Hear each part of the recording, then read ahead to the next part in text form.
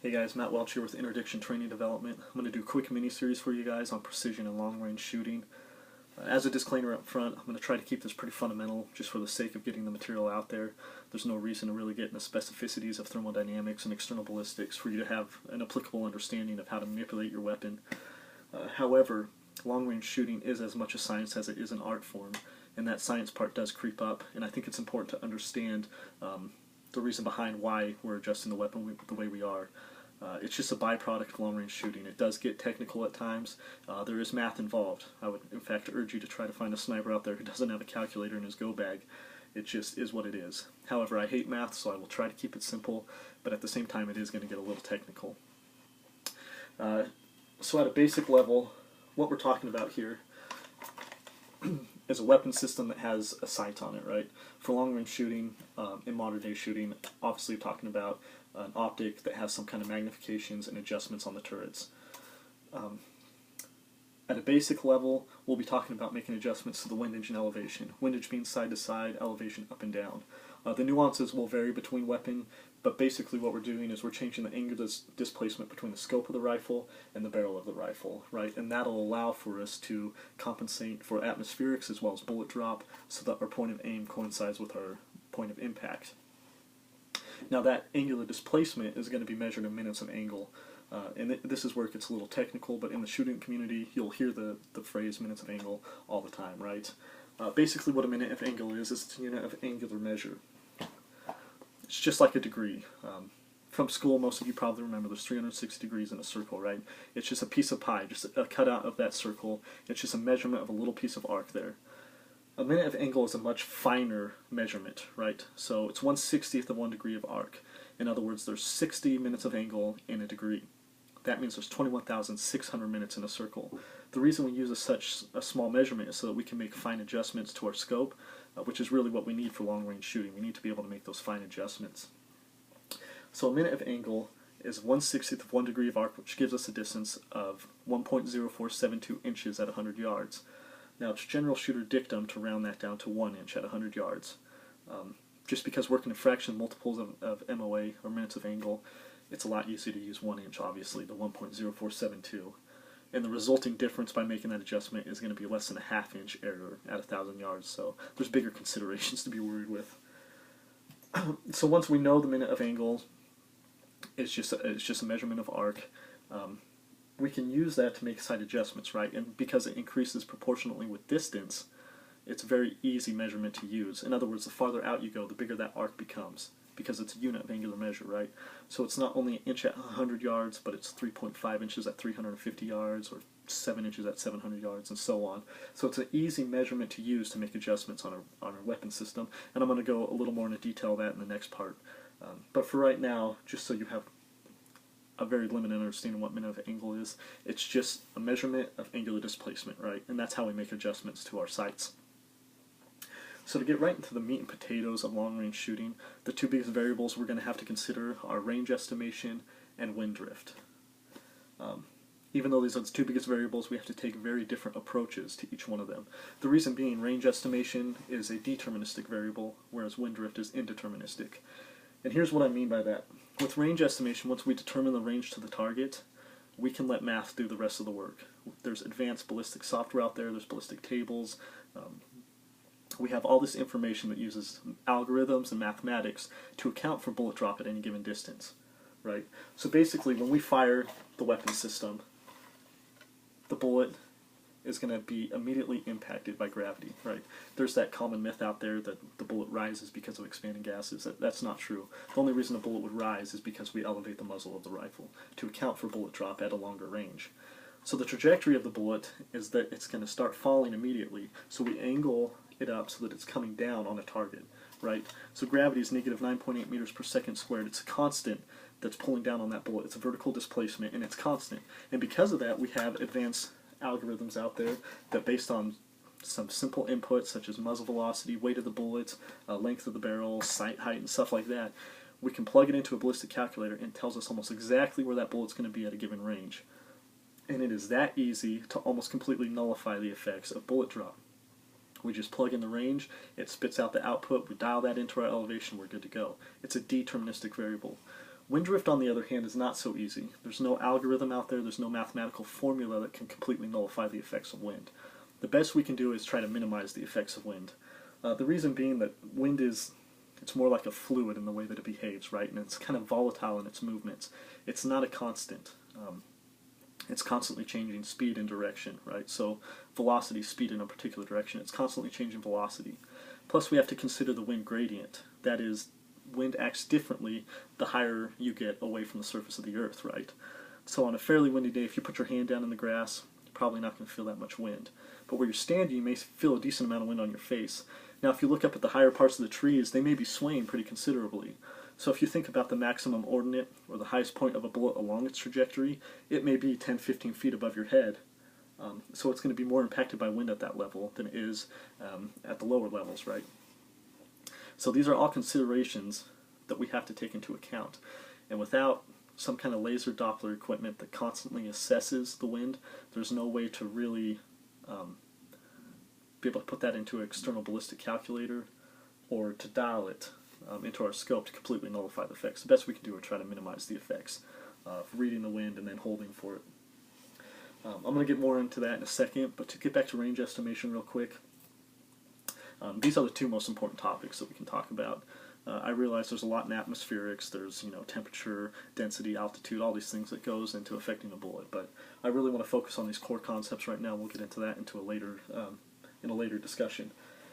So with range estimation, the most important part is obviously determining the range to the target, right? There's a whole bunch of methods we can use for doing this. One of the most common methods that relies on technology is laser rangefinders. If you guys haven't used these, I urge you to get your hands on them, sample them. They're extremely efficient and they're handy tools to have. Now they're technology, so they have their limitations, right? If you're trying to laze a non-reflective surface, or if it's an exceptionally cloudy or foggy day, you're going to have minimized returns. If you're using it from an observation point through glass, they won't work through glass. So as technology, it does have its limitations, but for the most part they're extremely accurate, extremely reliable, and extremely quick, and they're handy tools to have. They will also have limitations on range, so keep that in mind. Another accurate method out there is to use a ranging reticle, right? This can either be in your spotting scope, your binoculars, but most commonly it's going to be in your rifle scope, and that's what this right here is. This is a tactical milling reticle, which is just an adaptation of a mill dot reticle. It uses hashes instead of dots for a little more precise measurements and doesn't obscure as much of the target. But basically using a simple mathematical formula, right? So for the mill dot reticles, it's the size of the target in meters times the constant 1000 divided by how many mils it takes up in the scope. That spits out your range, right? So as long as you have accurate input, i.e. the size of your target, which is very important, you're going to get a pretty accurate range reading, and this will get easier as you do it with time. If you want to measure the height of the target in inches, you just multiply by the constant 25.4 instead of by that constant 1000. So these formulas out there give us pretty accurate readings as long as our input is accurate. Another fairly accurate but probably less employed method is to use a map. If you guys are hunters that set up an observation point, like to glass an area all day, I urge you to pull out your map, mark where you are on that map, be specific, and then start looking at the key terrain around you. Look at where a draw is, look at where a stream is, where a hill comes down into a valley, or where a saddle is, and start using the map to measure the distances to those key terrain features. Then you can make a range card, right, with these predetermined ranges on it. That way if a trophy kill walks across in front of you, you can look and say, hey, he's on the other side of that stream, which I ranged at 550. I'm going to estimate him at 580. You look at your drop card, dial in your elevation, you're good to go. So with the drop card and dialing in your elevation, basically what I'm talking about is using the ballistic software out there, right? And this is available everywhere on the internet. You can get charts and books. You can get it from bullet manufacturers. One of my favorites right now is from Vortex Optics. They have their long-range ballistic calculator right on their website. Put in some simple input, what kind of bullet you're using, the grain, muzzle velocity, rifle twist, length of your rifle barrel, that sort of thing. Some simple input data, and you can get a fairly accurate range card to carry with you. I laminate mine, and I put it right on the stock of my rifle. If you guys don't want to do that, throw it in a stock pack, throw it in a pouch. Just make sure you have it with you, because it's too easy, guys, to let the math do the work. Once you determine the range of a target, all I got to do is look on here for that range, find how much elevation I need, dial it into my scope, and I'm good to go. So with range estimation, It really is about letting the math do the work for you. No reason to make it more complicated than it is. Wind drift, on the other hand, is a much more complicated topic, but as a long-range shooter, it's probably the most important and misunderstood topic. If we were to look at bench rest competitions, you're talking about shooters that, for a lot of it, are shooting on known distance ranges, right? They have advanced ballistic software. They're very precise with their input data. They have custom barrels, custom triggers, custom rifles. They're shooting custom hand-loaded ammunition. So if you ask yourself who's winning these things, 9 out of 10 times it's going to be the guys that can read the wind the best. It's that important of a factor. In fact, I worked with a lot of snipers who, when they were going out, even just for a Sunday walk, they would carry a little Kestrel wind meter with them, right? Probably not the most advantageous field tool, just because, like I said, the wind's not doing the same thing at the target that it is where you are. But they would carry this with them so that they could look at visual cues around them, how the leaves were moving, how the dust was moving, and then they would try to estimate the wind speed, and then look at the wind meter and verify the wind speed, find their error. And all they're doing is really building a repertoire, a little library that they can reference later. Common term in the industry is dope, data on previous engagement. They're just building up a repertoire of visual cues that they can access later when trying to predict wind speed, right? Now, wind speed is a very complicated topic because at a fundamental level, it's often very misunderstood. Excuse me.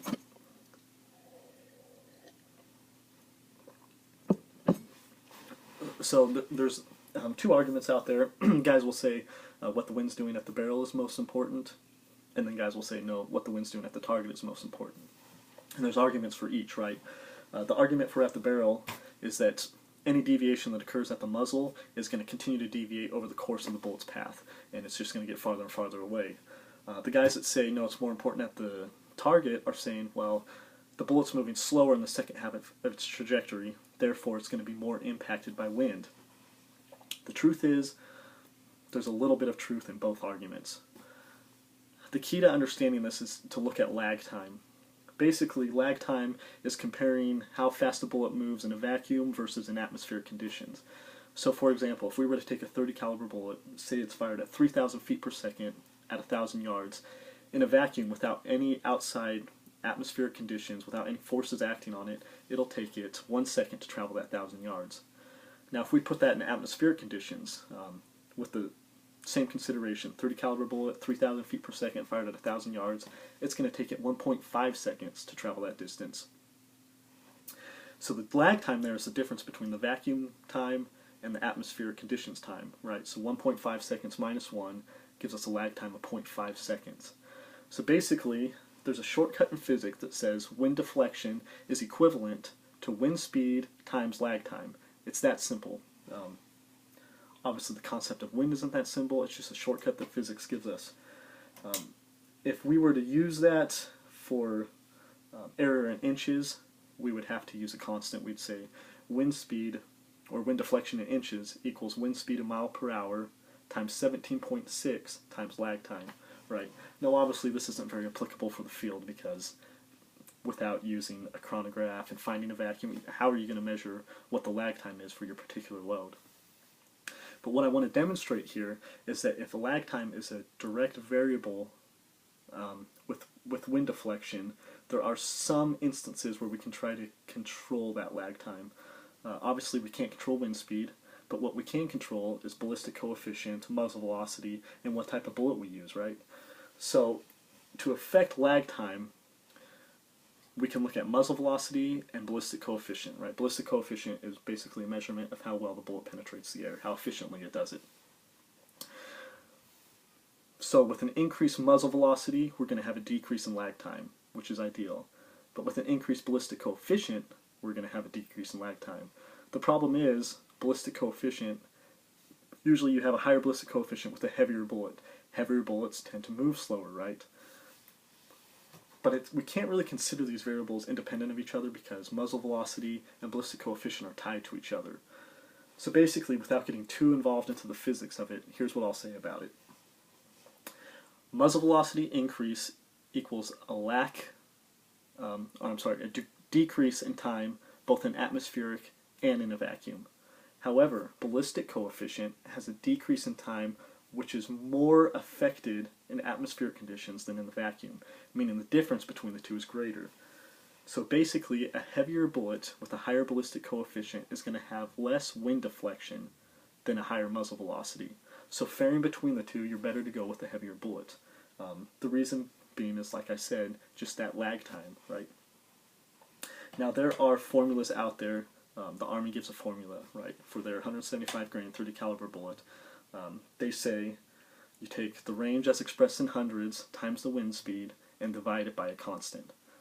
In other words, range expressed in hundreds. If you're shooting at 700 yards, they'll say take 7 times the wind speed, so we'll say 10 miles an hour to keep it simple. 7 times 10 divided by a constant, which is determined by the range, but general shooter dictums just use the constant 12. So 7 times 10 divided by 12 would give you your wind deflection in minutes of angle, right, which we touched on earlier, and I'm going to go more into that topic later. The problem with these equations is that wind typically does not move, at a constant 10 mile an hour perpendicular to the bullet's travel. So they came up with the clock method. The clock method says if wind is moving from 12 or 6 o'clock, it's a no value wind. There's no need to account for it. Even though there might be a little vertical displacement, there's no need to account for the wind. If it's moving from 3 o'clock or from 9 o'clock, it's a full value wind. And that's when you would say, you would take it at face value. So if it's 10 mile an hour wind, full value wind, 10 miles an hour. If it's moving from 1 or 11 or 5 or 7 o'clock, it's a half value wind. So you take the wind speed, multiply it by 0.5.